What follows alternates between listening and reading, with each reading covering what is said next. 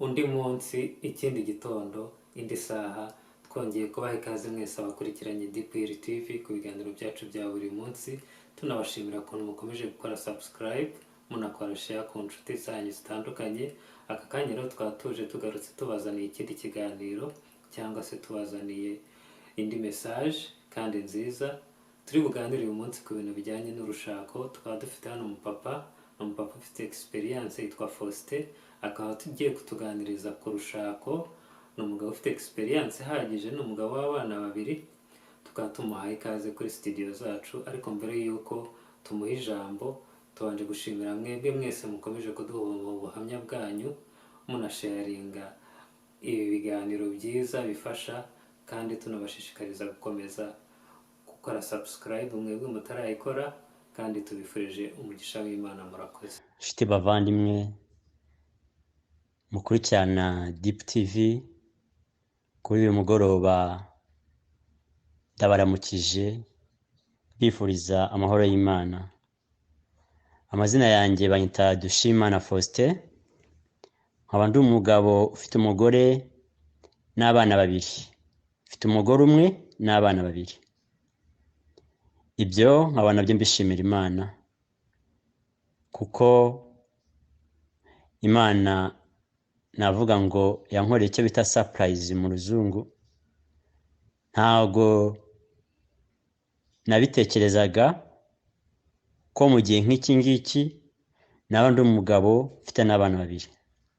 So ubuhamya ngira ngo dusangire bene data mukurikiranye Deep TV, ndagira ngo dusangire ubuhamya bwerekeranye n'urushako. Ntago byaba byoroshye kugira ngo mbone umugore cyangwa se urubavu rwanjye dushaka kubyumva kimwe, kuko imyaka myinshi nyimaze i Bugande, aho namariye kwiga nahise njya i Bugande gushakisha.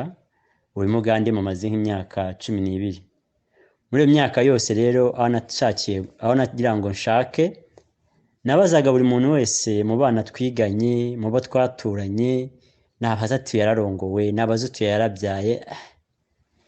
Noneho aho ndi naho ntago byaba byoroshye, kuko umwana kugira ngo umwe akwereke ko agukunda ni uko uba ugomba kumuha amafaranga.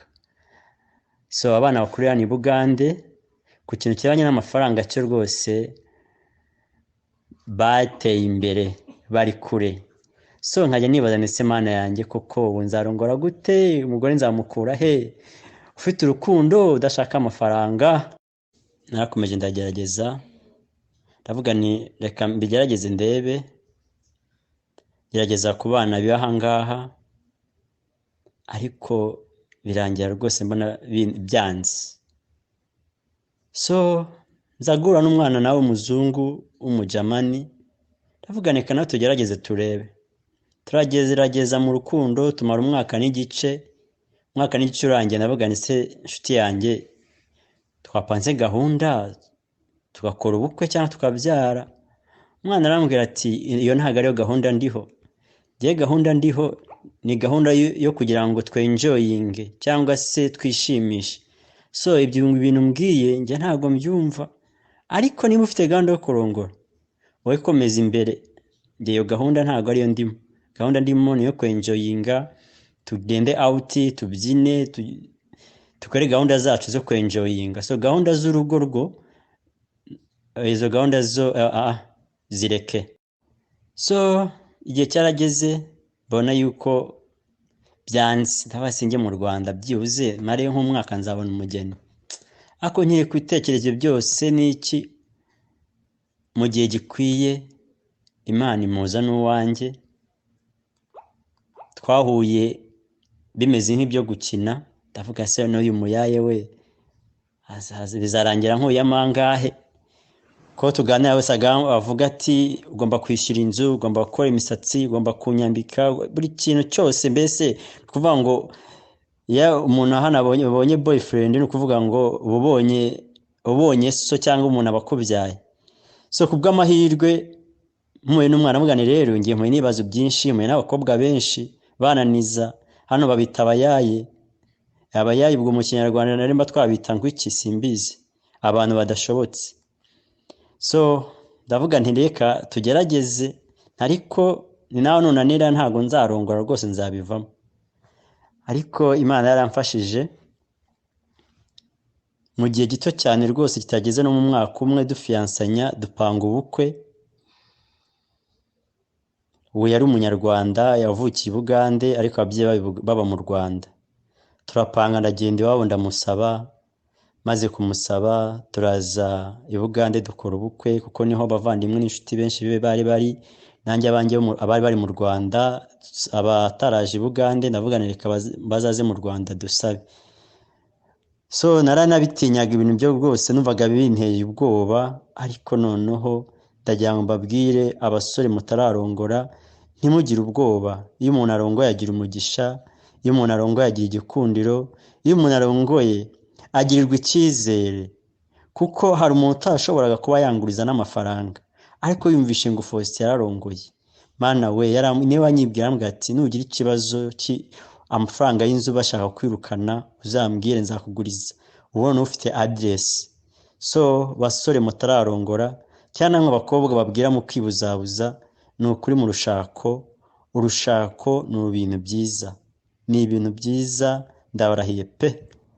So mu rushako Imana iduhaye impano y'umwana w'umukobwa, iduha impano y'umwana w'umuhungu. Ariko reka mbabwize ukuri, umunezero wanjye wose uri muri abo bana. Iyo bakina, iyo banyinisha, iyo bavuga, ndavuga ni Imana naguhaye iki? Kuko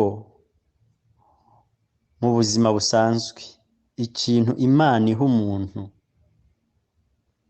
utakura ahandi hantu hose ni umwana. Iyo ni impano yahaye abana b'abantu. So abasore mugifite ubwoba bwo kurongora, ni ukuri ndabarahiye, ushobora kubura iburyo uri umuntu umwe, ariko uri kumwe na family, Imana hari ukuntu ibigenza, ukabona ibyo kurya birabonetse. Ushobora kubura amafaranga yo kwishyura inzu uri umuntu umwe, ariko ufite family, Imana igira uko ibigenza, amafaranga akaboneka. Bavandimwe inshuti muri aho ngaho mukenjoyinga, reka mbabwize ukuri, umunezero uri mu rushako. Kuko iyo ufite urushako uba wumva nibwo wumva ufite iwawe, ufite ahantu ho kuruhukira. Iyo wagize stress, hari ibintu byagutesheje umutwe, wagize ibibazo wumva utameze neza, iyo ugeze mu rugo abana bakagukinisha, mbabwije ukuri stress yose utibagirwa. Cya kabiri sharinga, iyo muyisangira na madamu, ko muti madamu byagenze gutya na gutya, ukazi arakwicaza avuga ati mugabo ihangane, ejo bizagenda neza. Uyu munsi iyo babuze agafaranga, ejo agafaranga kazaboneka, ukagira umuntu agusubizamo imbaraga. Murumva abasore namwe bategarugori mutari mwashaka, mu by'ukuri bifurije kugira ngo mushyiremo imbaraga mu rushako. Njye mfite ubujurizi mfite nuko urushako ndugizemo umunezero, urushako ndugizemo umugisha, urushako ndugiriyemo icyizere. Abantu ntago bangiraga icyizere nkiri umusore, ariko bangira icyizere. Murumva abavandimwe, kugira ngo nizerwe na pastor anyizere, pastor angire accountant w'urusengero, ariko arambwira ati cyuri umusore, ati se nakujya gutya accountant utafite address. So if ufite urugo nibwo ugira address. Yewe ubuhamya mwohereje abasore batarashaka n'abakobwa batarashaka n'abashatse bikanga. Biravuze ngo iyo washatse umugabo bikanga cyangwa umugore bikanga, ntago hose byakwanga, kuko nkuko umuzungu akora inkweto, nta ukora inkweto itagira iyayo. So n'umugore kuri iyi si afite umugabo we, n'umugabo kuri iyi si afite umugore we.